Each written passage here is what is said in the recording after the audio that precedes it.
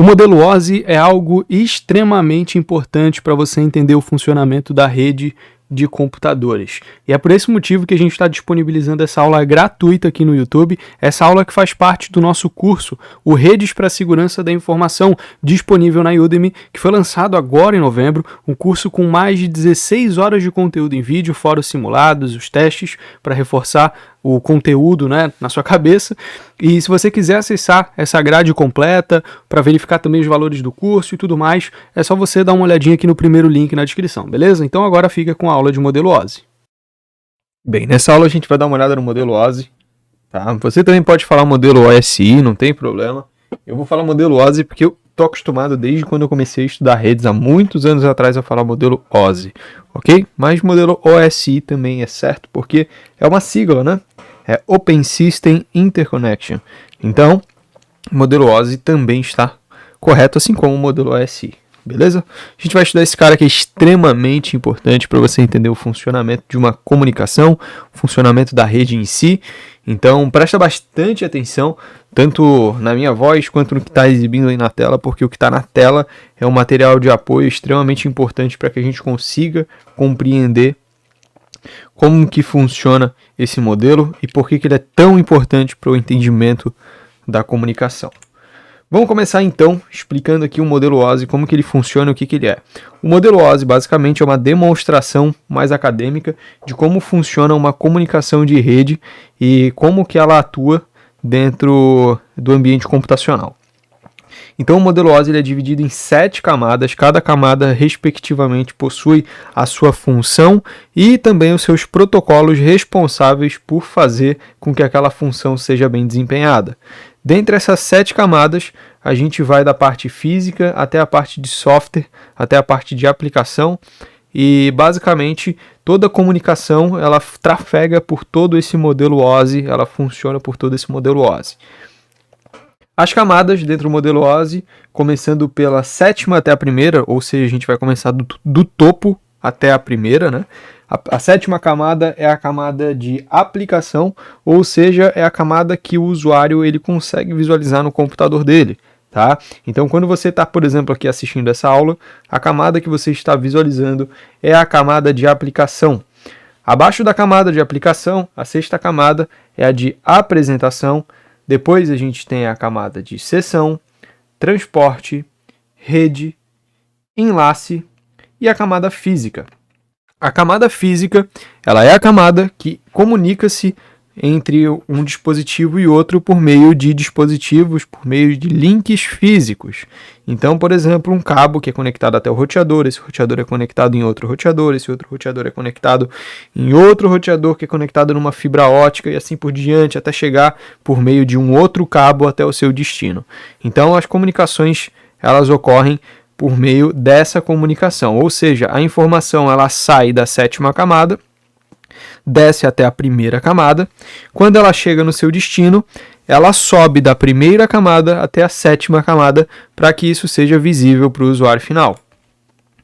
E aqui eu tenho duas demonstrações, duas tabelas bem similares do que é cada coisa.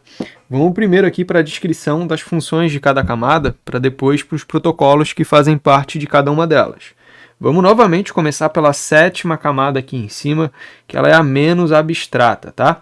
A 7ª camada tem como função, tem como objetivo as funções especializadas de transferência de arquivo, terminal virtual, e-mail, visualização e assim por diante. Eu venho aqui só para lembrar você de dar uma olhadinha no link na descrição, caso você esteja gostando dessa aula, para ter acesso aí à grade completa do nosso curso e verificar se esse conteúdo realmente te interessa, beleza? Dentro dessa camada de aplicação, a gente tem diversos protocolos que são os mais conhecidos por nós e também os mais estudados. O HTTP, o RTP, o SMTP, FTP, SSH, Telnet, SIP, RDP, IRC, SNMP, NNTP, POP3, IMAP, BitTorrent, DNS e assim por diante. Vários desses protocolos a gente vai estudar no módulo de protocolos aqui do curso. Então, realmente são os módulos, né? São os protocolos mais estudados, mais visualizados, até mesmo porque ele fica em uma camada que a gente mais tem acesso, que é a camada 7. Aqui está dizendo camada 1 até a 7, tá? Só que essa numeração, inclusive, ela não é correta, porque essa daqui na realidade é a 7ª. Inclusive, para não te confundir, eu vou até cortar isso, espera aí. Por que é incorreto pensar dessa forma? Porque a primeira camada é a camada mais abstrata, é a camada física, é a camada que tem contato físico. Então, por isso que não é correto dizer que a 7ª camada é de aplicação, que a primeira camada é de aplicação, ela é a 7ª, tá? Por isso que eu cortei.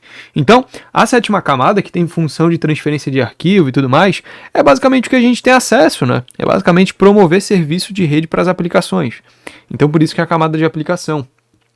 A 6ª camada é a camada de apresentação. A camada de apresentação ela tem como principal objetivo a formatação de dados e a conversão de caracteres e códigos. Ela também possui, né, uma outra função, que é a função de criptografia, mas o principal objetivo da camada de apresentação é a tradução de todas as informações para que elas sejam globalmente compreendidas.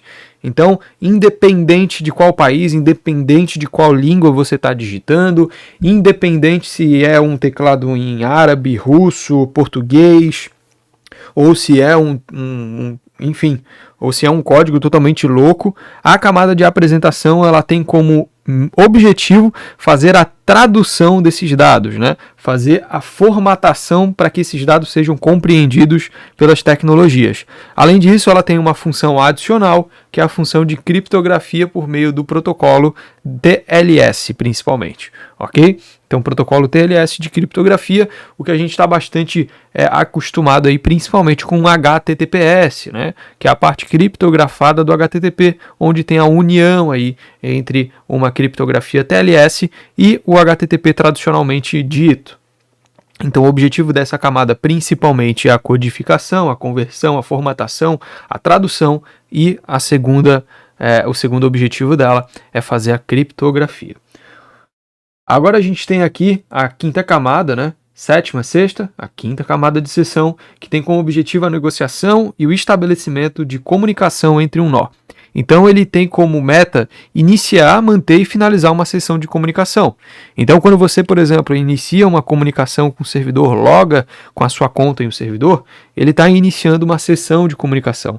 Quando você fecha aquele site, fecha aquele sistema, ele tem que finalizar aquela sessão. Então, a camada de sessão ela tem como principal protocolo o NetBIOS e o objetivo dela é iniciar, manter e finalizar uma sessão que já foi aberta.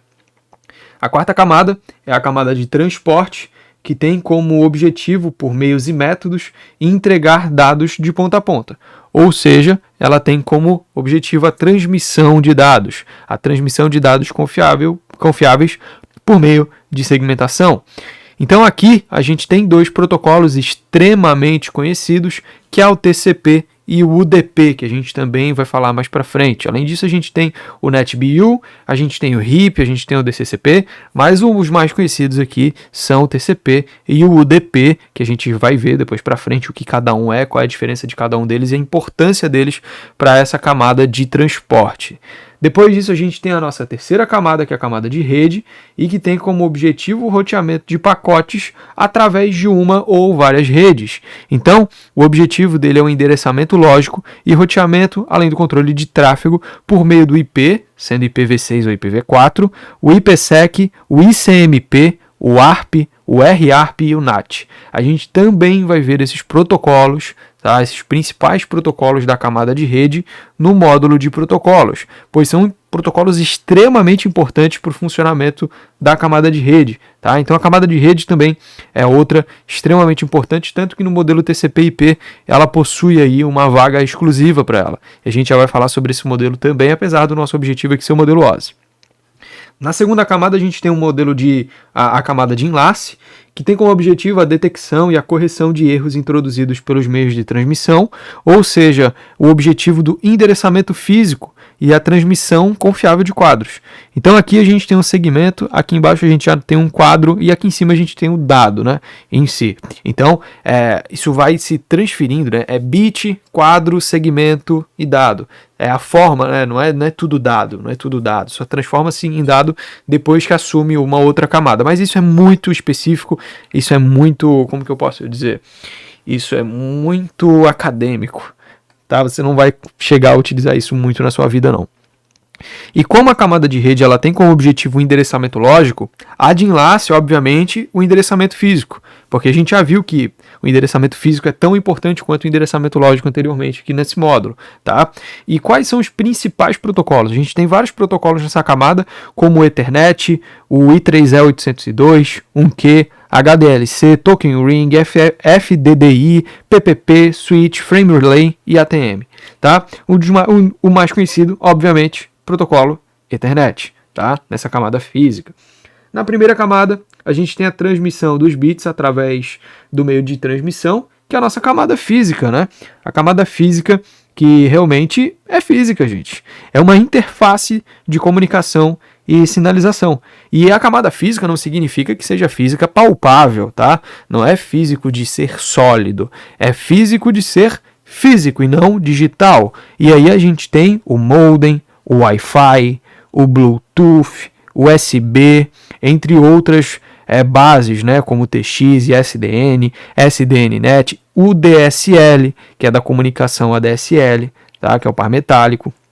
Então aqui a gente tem diversos protocolos extremamente importantes. Sim, o Bluetooth é um protocolo, tá? O Wi-Fi também é um protocolo. O Wi-Fi é o 802.11, tá? Que é o nome do protocolo Wi-Fi mesmo, tá? Então aqui é a parte física mesmo. É o cabo metálico, é a fibra ótica, é o Wi-Fi, é o Bluetooth. Então aqui realmente são as formas físicas de comunicação entre bits, ok? Então, acredito que deu para entender o que é esse modelo OSI, né? Perto do modelo OSI, né, em direta concorrência, entre muitas aspas, com ele, a gente tem o modelo TCP/IP. E qual é a diferença dele? A diferença do modelo TCP/IP para o modelo OSI é que o modelo OSI, ele basicamente destrincha e ele segmenta todas as etapas dentro de uma comunicação. Tá? Só que o TCP/IP ele tem como objetivo a simplificação disso. Por exemplo, a gente pode ver que as três camadas de cima do modelo OSI, ou seja, a sétima, a sexta e a quinta, elas fazem parte da mesma camada no TCP/IP. Porque o TCP/IP interpreta que toda a parte de aplicação ela já possui a seção, a apresentação e a aplicação. Isso tudo é aplicação. Querendo ou não, está correto, é tudo dado, né? Então, a parte de iniciar uma sessão, a parte de traduzir, de criptografar e de apresentar para o usuário é tudo a mesma coisa para o modelo TCP/IP, por isso eles resumem apenas a aplicação, é um objetivo, é uma tratativa da aplicação. A de transporte, que trabalha com a parte de segmentos, ela também possui individualidade, assim como a de rede, que trabalha com quadros também. Tá? Então são duas camadas individuais, porque elas são vistas como que não pode unir transporte com rede, não é uma coisa junto com a outra, são até tipos de dados diferentes.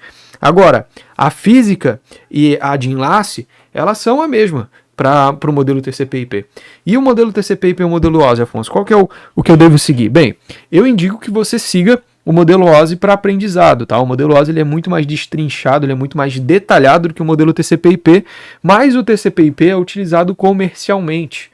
Então é o que é utilizado para trabalho, é o que é utilizado caso você vá trabalhar com alguma coisa desse nicho dentro de redes, mas o OSI ele é para estudo, ele é realmente o mais detalhado possível para esse tipo de determinação de como funciona uma comunicação em rede. Já o TCP/IP totalmente aplicável aí a empresas e comercialmente falando mais simples, até mesmo porque tem menos camadas, só 4 camadas. Tá? Que são divididas aí pela forma de comunicação. Então, basicamente, você deve, no meu ponto de vista, estudar pelo OSI, mas também ter o entendimento do que é o TCP/IP e qual é a diferença entre esses dois modelos bastante utilizados. Ok? Agora vamos para o OSI Hack, entre muitas aspas, que são possibilidades de ataque que você pode ter para cada camada do modelo OSI. Na camada física, a gente pode ter o sniffing, né, a parte de snifar algum equipamento físico, colocando um equipamento no meio, por exemplo. Então, tá lá um cabo conectado no roteador, você vai lá e coloca um equipamento que tem como objetivo snifar, ou seja, interceptar esses dados. Você coloca aquele equipamento entre o cabo e o roteador e você obtém todas as informações trafegadas na internet ali. No Data Link, ou seja, vamos voltar para entender, a de enlace, a gente tem o spoofing, a possibilidade por meio de MAC, a possibilidade por meio do equipamento, né, por meio do físico obter esses dados. Já no network, ou seja, na camada de rede, a gente tem o man in the middle, onde você não necessariamente faz um sniffing, ou seja, você não faz a interceptação física dessas informações, mas você faz a interceptação no nível de rede, obtendo os dados trafegados pela rede, ok? Aí, na parte de transporte, a gente tem o DOS, principalmente, o mais conhecido, que tem como objetivo, na camada de transporte, inviabilizar uma comunicação por envio massivo de pacotes, e aí fazer com que a informação ela caia. Na camada de sessão, na camada 5, a gente tem o hijacking, ou seja, o sequestro de sessão, onde o objetivo é roubar uma sessão de um usuário logado. Então vamos supor que você iniciou uma sessão com um banco de dados e aí essas informações de sessão, elas ficam armazenadas no seu computador e são roubadas. Então você acaba conseguindo clonar essa sessão em uma outra máquina por meio dos dados de sessão em aberto. E aí você fecha a sua sessão, mas a sessão continua aberta no nosso colega, né, nosso amigo que te hackeou. Na camada de presentation, ou seja, na camada de apresentação, a gente tem o phishing. O phishing com toda a parte de criptografia, né? Tirando a criptografia do HTTP, colocando um HTTP, tirando a criptografia do HTTPS, colocando sem criptografia para um HTTP e roubando as informações do usuário. Pode ser feito aí por meio da camada na camada de apresentação, obviamente tendo em vista que vai ter ali uma interação com a camada 7 de aplicação, ela que tem ali como principal tipo de ataque o exploit, né? A tentativa de exploit mesmo, por meio de ataques com payloads e assim por diante. Tá? Então, são só algumas categorias de ataque possíveis em cada camada, apesar de existirem mais, existirem também variações e tudo mais, certo? Mas é basicamente para a gente introduzir aí, entrar um pouquinho na parte de segurança da informação já, beleza? Então, esse daqui é um conteúdo extremamente importante para que você compreenda o funcionamento, tá? Você deve compreender o funcionamento do modelo OSI ou do TCP/IP, o que você fica mais à vontade, mas é importante para quando você for fazer uma análise, quando você for fazer uma verificação de segurança, por exemplo, você saber, logicamente, o que está ocorrendo naquela comunicação, beleza? Então, basicamente é isso, espero que você tenha compreendido e a gente se vê na próxima aula. Então é isso, espero que você tenha gostado dessa aula gratuita. Não se esqueça de deixar o seu like, se inscrever no canal e compartilhar esse vídeo com os seus amigos. E também, é claro, de dar uma olhadinha aí no link na descrição para entender um pouco melhor o que a gente está oferecendo de conteúdo dentro do curso Redes para Segurança da Informação. Show? Então é isso, muito obrigado e até mais.